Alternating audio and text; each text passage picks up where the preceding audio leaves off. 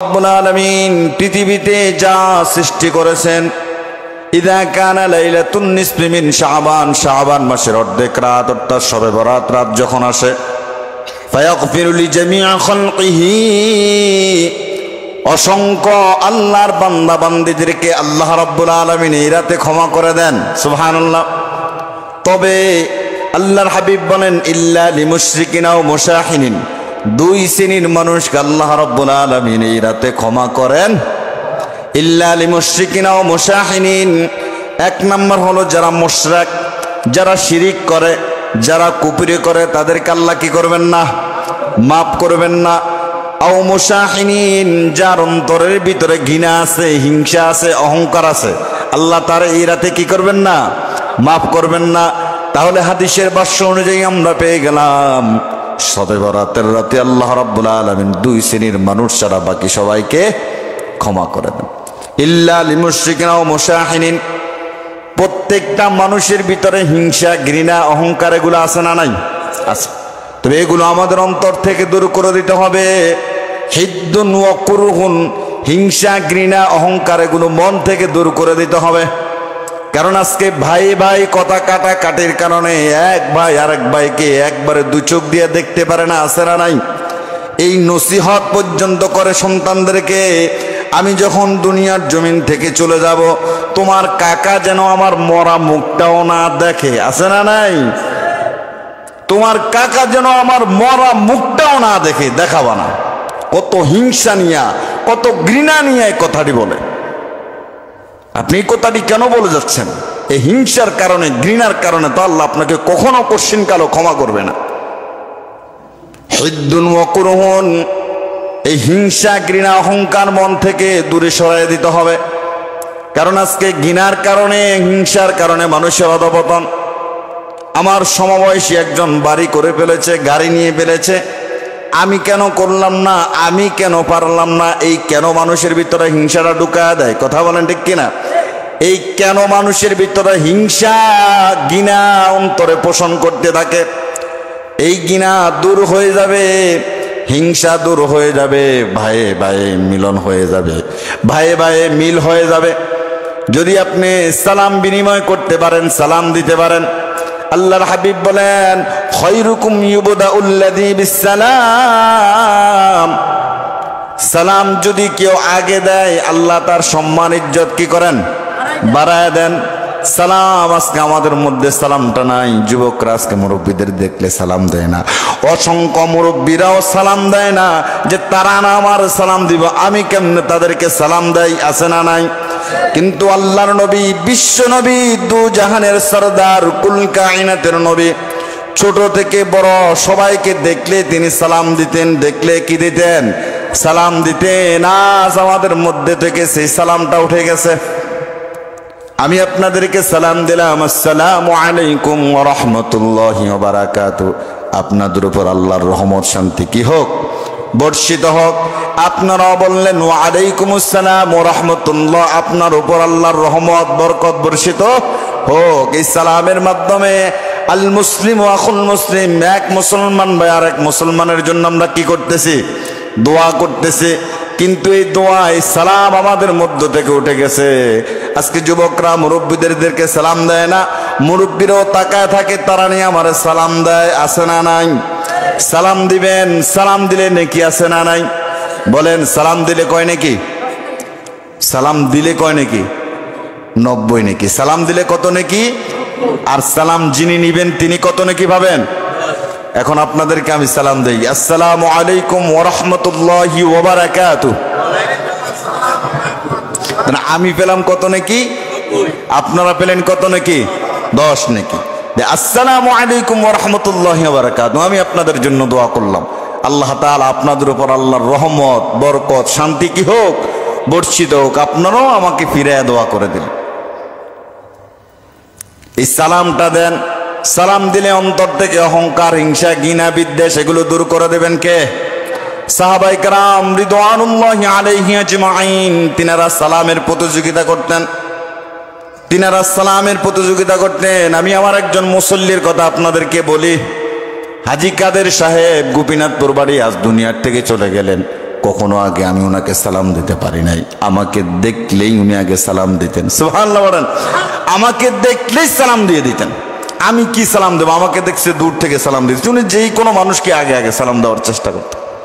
এই সালাম দেওয়ার অভ্যাসটা গড়ে তুলুন। অন্তর থেকে অহংকার, হিংসা, বিদ্বেষ দূর করে দেবেন কে? হাসান রাদিয়াল্লাহু তাআলা আনহু, তার একজন ভাই ছিলেন মুহাম্মদ বিন আলী। মুহাম্মদ বিন আলী হলেন আলী রাদিয়াল্লাহু তাআলা আনহুর পরের সংসারের, অর্থাৎ আলী রাদিয়াল্লাহু তাআলা আনহু যখন ফাতেমা রাদিয়াল্লাহু তাআলা আনহুকে বিবাহ করলেন, তাহলে ফাতেমার ঘরে জন্ম নিলেন কে? হাসান এবং হোসাইন। ফাতেমা রাদিয়াল্লাহু তাআলা আনহু যখন দুনিয়ার থেকে বিদায় হয়ে গেলেন, তখন ওই দ্বিতীয়বার বিয়ে যখন করলেন, উনার ঘরে জন্ম নিয়েছে মুহাম্মদ বিন আলী রাদিয়াল্লাহু তাআলা আনহু জন্ম নিয়েছেন। তো হাসান রাদিয়াল্লাহু তাআলার সাথে কথা বলতে গিয়ে একদিন কথা কাটাকাটি হয়ে গেছে। কথা কাটাকাটি হয়ে দুই ভাইয়ের মনের মধ্যে হিংসা শুরু হয়ে গেল। ছোট ভাই খুব জ্ঞানী মানুষ, ঘরের ভিতরে ঢুকলেন, ঢুকে চিঠি লেখা শুরু করলেন। বিসমিল্লাহির রহমানির রহিম। ভাই, আপনি সম্মানিত মানুষ, আপনি সম্মানিত ব্যক্তি। আল্লাহর হাবিব আপনার নানা মুহাম্মদুর রাসূলুল্লাহ সাল্লাল্লাহু আলাইহি সাল্লাম বলেছেন, আপনারা দুই ভাই জান্নাতের সকল যুবকদের সর্দার, জান্নাতের সকল যুবকদের সর্দার আপনারা দুই ভাই। ভাই, আপনার সম্মান ইজ্জত মর্যাদা আল্লাহর কাছে অনেক। আমি চাই না আপনার সম্মান ইজ্জত মর্যাদার এতটুকুন খুনি হোক। আমি চাই আপনি আমাকে আগে সালাম দিয়ে আপনার সম্মান ইজ্জতটা আল্লাহর কাছে আরো বুলন্দ করে নেন। সুবহানাল্লাহ বলেন। তবে আমি ইচ্ছা করলে আপনাকে সালাম দিতে পারি, আপনি আগে আমাকে সালাম দিবেন, আল্লাহর কাছে আপনি আরো সম্মানিত হয়ে যাবেন। সুবহানাল্লাহ বলেন। আপনি এমন এক মায়ের সন্তান, আমার মা সাধারণ একজন মহিলা, আমার মায়ের মতো হাজার মা এক জায়গায় করলে আপনার মায়ের সমতুল্য হবে না ভাই। সুবহানাল্লাহ বলেন। আল্লাহর নবী সাল্লাল্লাহু আলাইহি সাল্লাম বলেছেন, আপনার মা হবে জান্নাতের সকল মহিলাদের সর্দার, আর আপনারা দুই ভাই জান্নাতের সকল যুবকদের সর্দার। আমার মার সাথে আপনার মায়ের কোনো তুলনা চলে না। আপনার নানা হলেন দু জাহানের সর্দার, কামলিওয়ালা নবী, শেফাআতের কান্ডারি আহমদ মুজতবা মুহাম্মদ মুস্তাফা সাল্লাল্লাহু আলাইহি ওয়াসাল্লাম, সেই নবীর নাতি আপনি। আর আমার নানার তো কেউ চেনে না, সুতরাং আপনি সবচাইতে দামি মানুষ। ভাই, আপনি আমাকে আগে সালাম দিবেন, আপনার সম্মান ইজ্জত মর্যাদা বাড়ায় দিবেন কে? সিটিটা হাসান রাদিয়াল্লাহু তাআলা আনহু হাতের মধ্যে পেলেন, ছোট বাচ্চাদের মতো হাউমাউ করে কান্নাকাটি শুরু করে দিলেন যে আমার ভাই আমার এত মহাব্বত করে, আমার ভাই আমার এত ভালোবাসে, আমার আগে সালাম দিতে বললেন। সুবহানাল্লাহ বলেন। আল্লাহর কাছে আমার সম্মান ইজ্জত মর্যাদা বাড়ানোর জন্য আমার ভাই আমার আগে সালাম দিতে বললেন। সুবহানাল্লাহ বলেন। সালাম দিবেন, ভাই ভাই কথা কাটাকাটি হতেই পারে, এই জন্য এমন ওসিহত করবেন না যে আমি মরে গেলে তোর চাচা যেন আমার চেহারাও না দেখে। এমন ওসিহত করবেন না আমি মা মরে গেলে তোর ভাই যেন আমার চেহারাও না দেখে। আমি বাবা মরে গেলে তোর বড় ভাই তোর মেজু ভাই যেন আমার চেহারাও, এমন কথা বলবেন না। এই হিংসা, ঘৃণা, অহংকার মন থেকে ছুড়ে ফেলে দেন। নচেত এই শবে বরাতে মসজিদে আসতে পারবেন, ইবাদত করতে পারবেন, কান্নাকাটি করতে পারবেন, আল্লাহ কি করবেন না? মাফ করবেন না। বাইনাহু আবদাম ওয়া বাইনাহু আখিহি শাহনাউ। আল্লাহর হাবিব সাল্লাল্লাহু আলাইহি সাল্লাম বলেন, বান্দার আমলনামা সপ্তাহে 2 দিন আল্লাহর কাছে উঠানো হয়। কয় দিন? 2 দিন, সোমবার এবং বৃহস্পতিবার। মুমিনদেরকে আল্লাহ তাআলা মাফ করে দেন।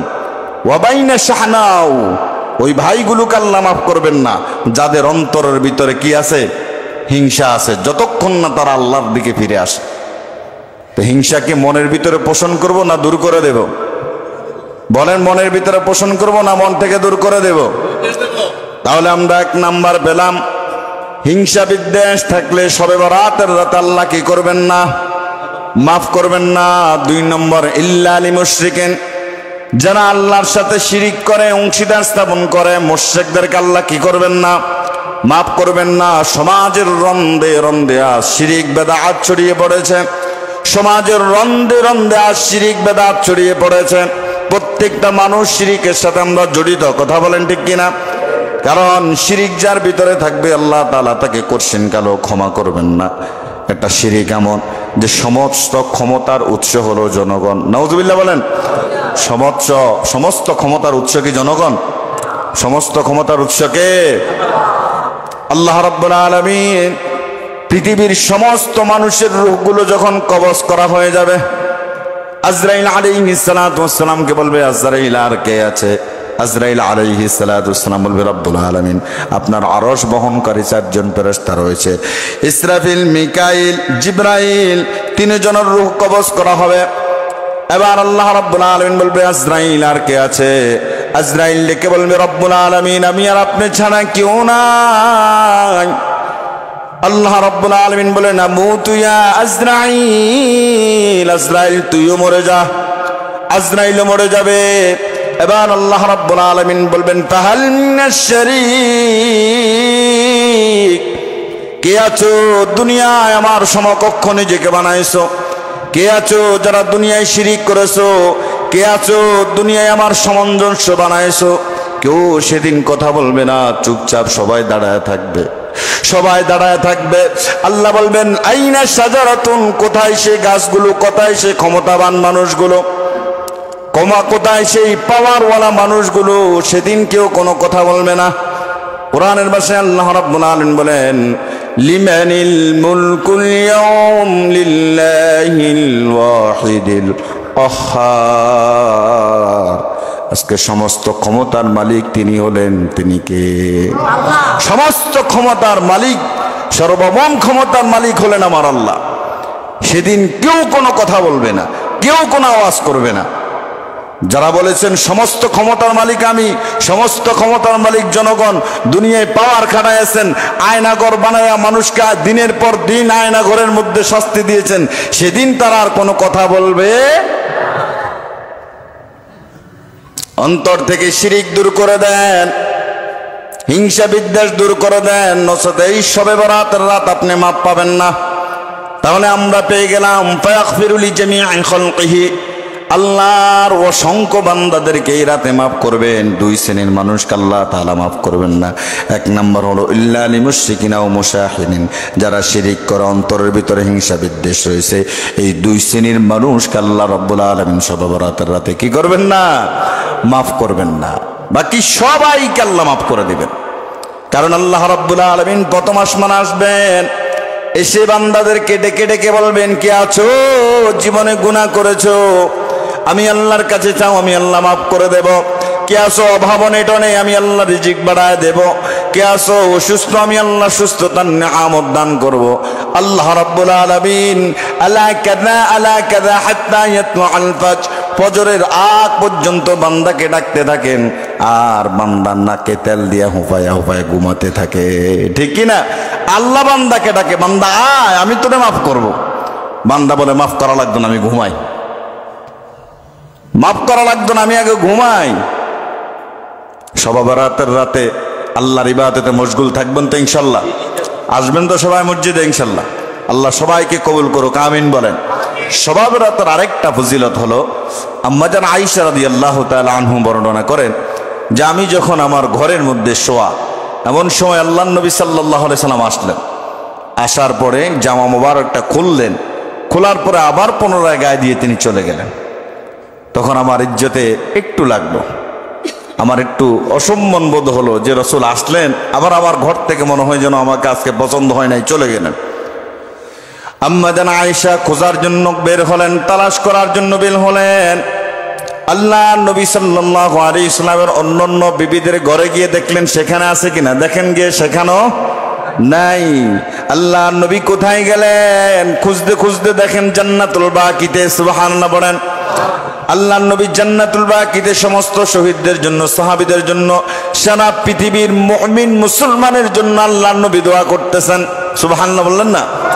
আর আম্মা জান আয়েশা রাদিয়াল্লাহু তাআলা আনহা পিছন দিয়ে গেলেন। আল্লাহ নবী বললেন, আয়েশা রে কি ব্যাপার, তুমি কি মনে করেছো আল্লাহ এবং রাসূল তোমার উপর জুলুম করেছে? তুমি কি মনে করেছো আল্লাহ এবং রাসূল তোমার উপর অবিচার করেছে? আম্মা জান আয়েশা মনের ভিতরে কিছুই রাখেন নাই, বলে দিয়েছেন, ইয়া রাসূলুল্লাহ আপনি আমার ঘরে আসলেন, আমার ঘর থেকে বাইর হয়ে গেলেন, আমি তো ধরেই নিয়েছি আপনি কোনো আপনার অন্য বিবির ঘরে গেছেন। আল্লাহর নবী বলেন, আয়েশা রে, না না, অন্য কোনো বিবির ঘরে যাই নাই। তুমি কি জানো না এটা কোন মাস? বলে, ইয়া রাসূলুল্লাহ, শাবান মাস। তুমি কি জানো না এটা কোন রাত? শাবান মাসের দিবাগত রাত, 14 তারিখ দিবাগত রাত, আজকে শবে বরাত। আল্লাহ রাব্বুল আলামিন প্রথম আসমানে এসে বান্দাদেরকে ডেকে ডেকে ডেকে ডেকে বলতে থাকেন, কে আসো মাপ চাইবা, আমি আল্লাহ মাফ করে দেব। এই জন্য আমি নবী জান্নাতুল বাকিতে এসে আমার সাহাবায়ে কেরাম সমস্ত মুমিন মুসলমানের জন্য দোয়া করলাম। সুবহানাল্লাহ। তাহলে হাদিস থেকেও আমরা পেয়ে গেলাম যে শবে বরাতের রাতে আল্লাহ তাআলা অসংখ্য বান্দা বান্দীদেরকে কি করে দেন? মাফ করে দেন। তবে এই শবে বরাতের রাতে আপনারাও আপনজন যারা কবরে আছে, আপনজন যারা দুনিয়ার থেকে চলে গেলেন অন্ধকার কবরে, তাদের জন্য দোয়া করবেন। তাদের কবরে যাবেন সবাই মিলে, না একা একা যাবেন। রাসূল সাল্লাল্লাহু আলাইহি ওয়াসাল্লাম একা একা গিয়েছেন, সুতরাং একা একা যাবেন। একা একা গেলে কি হবে?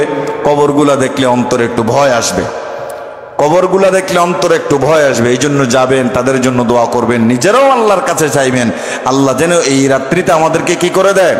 মাফ করে দেয়। অন্য আয়াত আল্লাহ বলেন, ইন্না আনজালনাহু ফি লাইলাতিন মুবারাকা ইন্না কুন্না মুনজিরিন। আল্লাহ বলেন যে আমি আল্লাহ কোরআনটা, যে কোরআনটা আল্লাহ রাসূল সাল্লাল্লাহু আলাইহি ওয়াসাল্লাম নাজিল করেছেন, এই কোরআনটা আল্লাহ রাব্বুল আলামিন বলেছেন আমি বরকতময় এক রাতে নাজিল করেছি।